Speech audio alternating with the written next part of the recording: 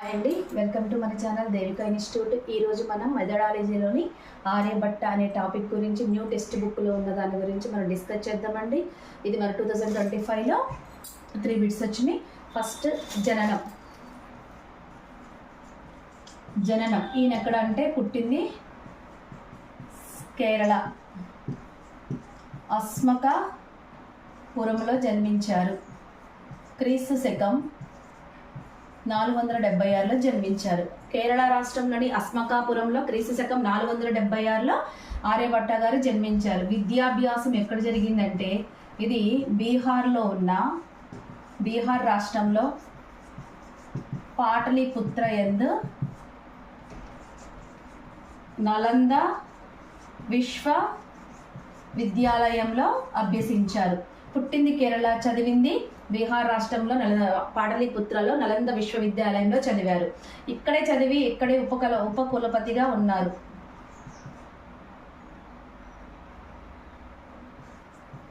ఈ విశ్వవిద్యాలయానికి ఈయన ఉపకులపతిగా నియమితులయ్యారు. ఈయనకి చిన్నప్పటి నుంచి ఇంట్రెస్ట్గా ఉన్న సబ్జెక్టులు ఏంటంటే ఖగోళం, జ్యోతిష్యం, గణితం. ఈ 3 సబ్జెక్టులు అంటే ఆయనకి చాలా ఇష్టం. గణితం అభివృద్ధి చెందని రోజుల్లోనే గణితం పైన అనేక అంశాలను ఆయన వివరించారు.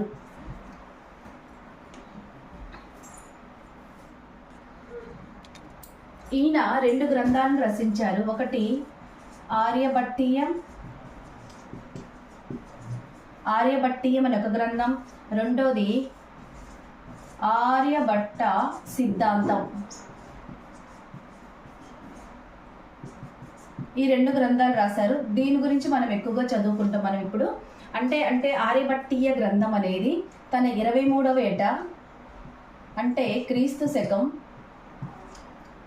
499 మార్చి 21న ఈ గ్రంథాన్ని రచించారు. అలాగే ఈ గ్రంథంలో అనేక భాషల్లో ఇది ముద్రించబడింది. ఆర్యభట్టీయ గ్రంథం అనేది అనేక భాషల్లో ముద్రించబడింది. ఈ గ్రంథంలో 121 శ్లోకాలు ఉంటాయి. దేని గురించి అంటే ఖగోళ శాస్త్రం గురించి, గణిత శాస్త్రం గురించి ఎక్కువగా ఉన్నాయి. ఖగోళ శాస్త్రానికి ప్రామాణిక గ్రంథంగా ఆర్యభట్టీయ గ్రంథం ఉంది. ఎందుకంటే ఆ రోజుల్లో నమ్మకం లేని రోజుల్లో ఖగోళ శాస్త్రంలో అంటే టైం అనేది ఖచ్చితంగా ఇవ్వలేకపోవటం వలన ఆర్యభట్టీయ గ్రంథంలో ఖచ్చితమైన గణన ఉండటం వలన ఖగోళ శాస్త్రానికి ఆర్యభట్టీయ గ్రంథం అనేది ఒక ప్రామాణిక గ్రంథంగా ఉంది. అలాగే గణితం అనేది గణితంలో అనేక అంశాలను ఆయన అభివృద్ధి చేశారు. ఈ ఆర్యభట్టీయ గ్రంథాన్ని 2 భాగాలుగా చేశారు. మొత్తం 2 భాగాలని. ఒకటి వచ్చేసి దశగీతిక, 2 ఆర్యష్టశత. ఈ ఆర్యభట్టీయ గ్రంథాన్ని 2 భాగాలుగా చేశారు. ఒకటి దశగీతిక, 2 ఆర్యష్టశత. అంటే ఇది మొత్తం 21 శ్లోకాలు ఉన్నాయి. దీంట్లో 121 శ్లోకాలు. అవి 2 దేని గురించి వివరించాయి? ఖగోళ శాస్త్రం గురించి, గణితం గురించి వివరించాయి. మళ్ళీ ఆర్యభట్టీయ గ్రంథం అనేది 2 భాగాలుగా చేశారు. దశగీతిక అనేది, ఆర్యష్టశత అనేది. మనం ముందుగా దశగీతిక గురించి తెలుసుకుందాం. అందులో ఇదేంటంటే అంకెలకు అక్షరాలతో కూడిన సంకేతకాలను ఇవ్వటాన్ని దశగీతిక అంటారు. అంటే అంకెలకు అక్షరాలతో కూడిన సంకేతకాలు అంటే క, గ, క ఒత్తు క, గ ఒత్తు గ. వీటికి 1, 2, 3, 4 25 అని అర్థం. యా, రా, లా, వ అంటే 30, 40, 50, 60 అని అర్థం.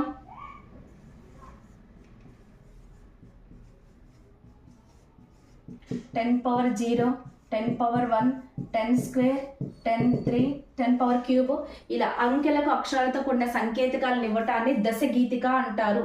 ఇది రెండు ఆర్యభట్టీయ గ్రంథంలో ఇవి 2 భాగాలుగా చేశారు. ఒకటి దశగీతిక, రెండోది ఆర్యాష్టశత.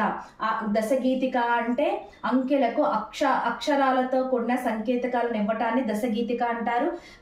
కా ఉతుక గా 1 2 3 4 25 అని అర్థం. యా రా లావా 30 40 50 60 అని అర్థం.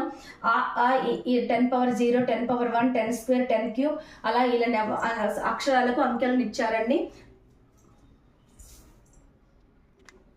దశగీతిక తర్వాత 2 భాగాల దశగీత గురించి తెలుసుకుందాం. ఇప్పుడు ఆర్యాష్టశత ఇది 3 పాదాలుగా ఉంది. ఒకటి గణిత పాదం, దీంట్లో 22 శ్లోకాలు ఉన్నాయి. అది ఇందులో వర్గమూలం గురించి,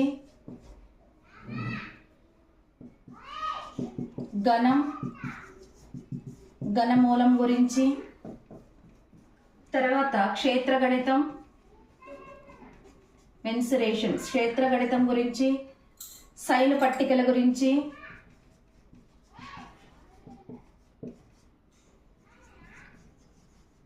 బీజగణితం గురించి,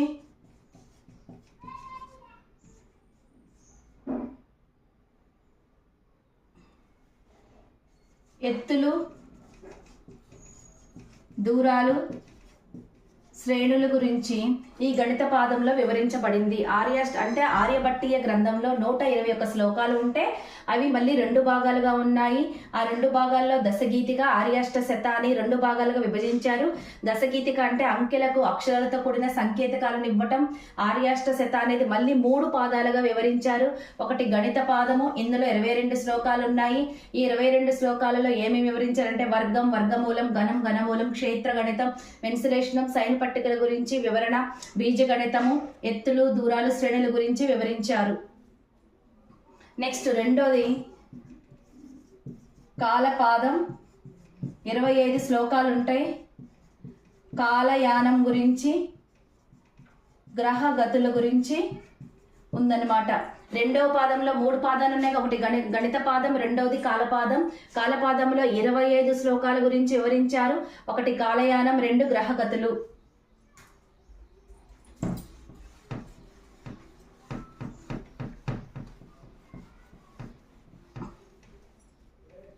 3వ పాదం గోళపాదం, దీంట్లో 50 శ్లోకాలు ఉంటాయి. ఒకటి గ్రహాల పరిభ్రమణం, ఆయనాల గురించి, అంటే ఉత్తరాయణం, దక్షిణాయనం గురించి, సూర్యగ్రహణ మార్గం గురించి, గ్రహాల పరిభ్రమణం గురించి, ఆయనాలు ఉత్తరాయణం, దక్షిణాయనం 2 ఆయనాలు ఉంటాయని, సూర్యగ్రహణ మార్గము, తర్వాత గ్రహాలు సూర్యునికి ఎంత దూరంలో కనిపిస్తాయో, గ్రహాలు సూర్యునికి ఎంత దూరంలో కనిపిస్తాయో, గ్రహాలు భూమి ఎలా కాంతిహీనమవుతాయో, సాపేక్ష సిద్ధాంతం,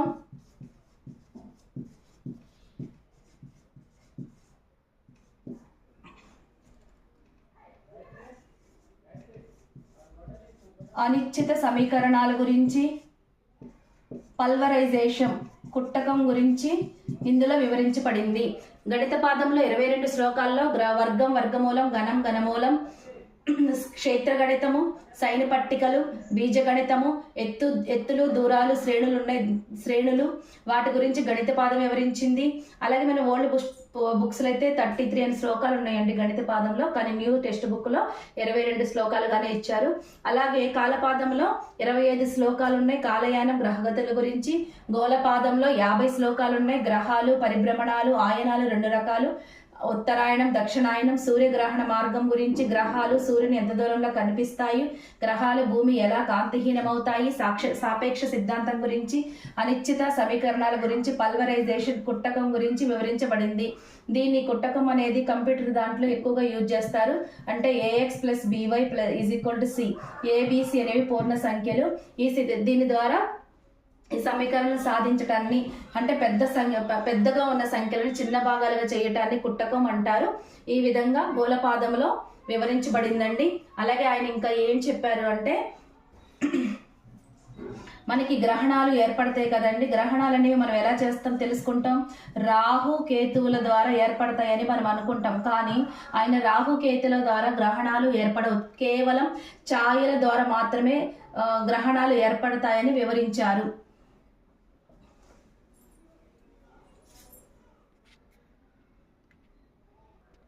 ఈయన ఒక రోజుని ఎలా డిఫైన్ చేశారంటే, ఒక రోజుని ఈయన 2 రకాలుగా 2 గ్రంథాల్లో వివరించారు. ఫస్ట్ ఆర్యభట్టీయ గ్రంథంలో ఒకరోజు సూర్యోదయం నుంచి మరుసటి రోజు సూర్యోదయం వరకు, సూర్యోదయం నుంచి సూర్యోదయం వరకు ఒక రోజుగా చెప్పారు ఆర్యభట్టీయ గ్రంథంలో. రెండవ గ్రంథమైన ఆర్యభట్ట సిద్ధాంతంలో ఒకరోజు అర్ధరాత్రి నుంచి మరొక రోజు అర్ధరాత్రి వరకు ఒక రోజు అవుతుందని చెప్పారు. అంటే ఈ రోజు అర్ధరాత్రి నుంచి మళ్ళీ రేపటి అర్ధరాత్రి వరకు ఒక రోజుగా ఆర్యభట్ట సిద్ధాంతంలో చెప్పారు. ఆర్యభట్టీయంలోనేమో సూర్యోదయం నుంచి సూర్యోదయం గురించి చెప్పారు. అంటే ఇప్పుడు తర్వాత ఈయన కొన్ని విలువలను కనుక్కున్నారండి. ఫస్ట్ ఆయన పై విలువను 3.1416గా ఖచ్చితంగా విలువనిచ్చారు. ఇది 2025లో వచ్చింది బిట్. అలాగే ఈ పై విలువలను ఆధారంగా చేసుకొని circumference of the circle, area of the, అంటే వృత్తం యొక్క చుట్టుకొలతను కనుక్కోవడానికి ఈ ఫార్ములా ద్వారా ఈజీగా కనుక్కోవచ్చని చెప్పారు. Circumference of the circle. అలాగే త్రిభుజ వైశాల్యానికి సూత్రాన్ని ఇచ్చారు. అలాగే వృత్త వైశాల్యానికి సూత్రాన్ని ఇచ్చారు. తర్వాత సైన్కు సంబంధించిన పట్టికలు కూడా ఈయనే ఇచ్చారు. అలాగే a+b² a² + 2ab, ఇది కూడా ఈయనే తీసుకొచ్చారండి. ఇది ఎంత మనం దీన్ని 7th క్లాస్లో చాలా బాగా యూజ్ చేస్తాం కదా. అలాగే స్థాన విలువలను డెసిమల్ సిస్టాన్ని, అంటే 10⁻0, 10⁻1, 10⁻10² అట్లా అప్ టు 10⁻8 వరకు దశాంశ పద్ధతిని ఈయనే మొట్టమొదటిసారిగా యూజ్ చేశారు. అలాగే స్థాన విలువలంటే ఇక్కడ 5 ప్లేస్లో ఉంది, అంటే 100 ప్లేస్లో ఉంది, ఇది 10th ప్లేస్లో ఉంది, 1th ప్లేస్లో ఉందని స్థాన విలువలకు మొట్టమొదటిగా యూజ్ చేసింది కూడా ఈయనేనండి. అలాగే విలోమ పద్ధతి, ఇన్వర్స్ ఆఫ్ మెథడ్, విలోమ పద్ధతి ఇలా ఉందనుకోండి. ఫస్ట్ మనం ఇది ఇలా తీసుకొస్తాం, తర్వాత దీన్ని డివిజన్ పద్ధతిగా చేస్తాము. దీన్ని విలోమ పద్ధతిగా ఇన్వర్స్ ఆఫ్ మెథడ్గా యూజ్ చేస్తాం. అలాగే కుట్టకం కూడా పల్వరైజేషన్ మెథడ్ కూడా ఈయన కనుక్కున్నారు. అలాగే భూమి అనేది గోళాకారంలో ఉంటుంది, అది సూర్యుని చుట్టూ తిరుగుతుందని చెప్పింది కూడా ఈయనేనండి. మళ్ళీ అది ఆయన టైం కూడా ఇచ్చారు,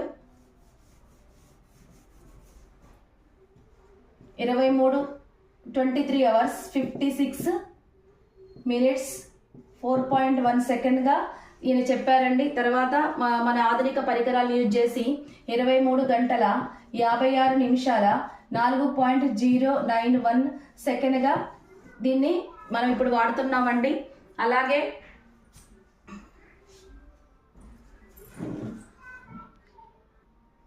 అంక శ్రేణిలో n పదాల మొత్తానికి సూత్రాన్ని కూడా ఈయన ఇచ్చారండి. ఇది అవ్యక్త రాశులకు అక్షరాలు కూడా ఈయన ఇచ్చారంటే, అంటే మనకు తెలియని వాటికి X, Y, A, B అనేది తీసుకుంటాం కదా, ఇది కూడా 2025 డిఎస్సిలో వచ్చిందండి. అవ్యక్త రాసులకు అక్షరాలు ఇచ్చిన మొట్టమొదటి వ్యక్తి ఎవరంటే ఆర్యభట్ట గారేనండి. అలాగే సర్కిల్లో ఉన్న 2 శరముల లబ్ధం అంటే 2 లైన్ సిగ్మెంట్లు కార్డ్స్ అన్నమాట ఇవి. 2 శరముల లబ్ధము వాటి కలయికల బిందువు గుండా పోవు అర్ధజ వర్గానికి సమానమని నిరూపించింది కూడా, మొట్టమొదటిసారి నిరూపించిన వ్యక్తి కూడా ఈయనేనండి. అంటే AP into BP is equal to CP into PD. దీనికి కూడా ఈయనే చెప్పారండి. 2 శరముల లబ్ధము వాటి కలయిక బిందువు గుండా పోవు అర్ధజ వర్గానికి సమానమని చెప్పిన మొట్టమొదటి వ్యక్తి ఈయనే. అవ్యక్త రాశులకు అక్షరాలు నిరూపించిన వ్యక్తి ఈయనే. అంక శ్రేణిలో n పదాలకు మొత్తం సూత్రాన్ని ఇచ్చింది ఈయనే. అలాగే a+b² ఫార్ములాకి ఇచ్చింది ఈయనే. త్రిభుజ వైశాల్యానికి వృత్త వైశాల్యానికి సంబంధించిన ఫార్ములాలు ఇచ్చారు. దశాంశ పద్ధతిని మనము ఈయన అంటే 10 నుంచి 10⁸ వరకు ఈయన గుణిజములు వాడవచ్చు అని చెప్పింది కూడా ఈయనే. స్థాన విలువలను కూడా ఈయనే ప్రవేశపెట్టారండి. అలాగే విలోమ పద్ధతిని కుట్టకాన్ని ఈయనే కనుక్కున్నారండి. అలాగే భారతదేశం మొట్టమొదటి ఉపగ్రహము ప్రయోగించిన 1975 తొలి ఉపగ్రహానికి ఆయన పేరు పెట్టారండి, ఆర్యభట్ట అని. ఆయన గౌరవార్థం మనము మన తొలి ఉపగ్రహానికి ఆయన పేరు పెట్టామండి. అలాగే ₹2 నోటు పైన ఆయన ఉపగ్రహం ఉంటుందండి. ఇలా ఆయన భారతదేశానికి గణిత శాస్త్రం పరంగా మనకి ఈ సేవలు చేశారండి. ఆయన గౌరవార్థం మనం తొలి ఉపగ్రహాన్ని కూడా ఆయన పేరు పెట్టుకున్నాము. దీంట్లో నుంచి మనకి 3 బిట్స్ వచ్చినాయి. ఒకటి పై విలువ 3.1416 అని ఒక MCQ ఇచ్చారు. అలాగే 1975 ఏ డేటున తొలి ఉపగ్రహాన్ని ప్రయోగించారనేది డేటును అడిగారు. దీంట్లో ఇంకొకటి ఏంటిదంటే అవ్యక్త రాశులకు అక్షరాలు పెట్టిన మొట్టమొదటి శాస్త్రజ్ఞుడు ఎవరని ఇచ్చారు, అది ఆర్యభట్ట గారేనండి. సో మీకు ఈ క్లాస్ ఎలా ఉందో నాకు కింద కామెంట్ చేయండి. ప్లీజ్ లైక్ చేయండి, షేర్ చేయండి, సబ్స్క్రైబ్ చేసుకోండి.